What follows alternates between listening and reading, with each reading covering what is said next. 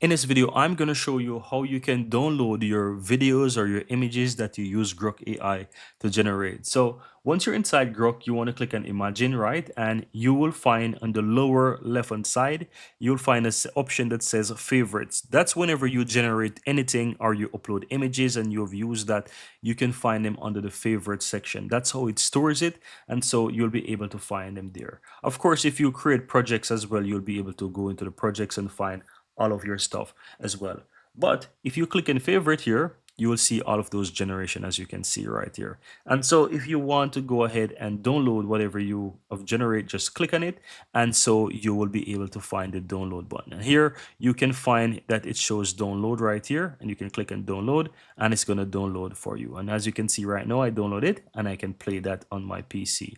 And the quality is going to be amazing as you can see as well. So that's how you can easily go ahead and download whatever you generate in Grok. You can easily download them. That's it. Pretty easy and pretty simple.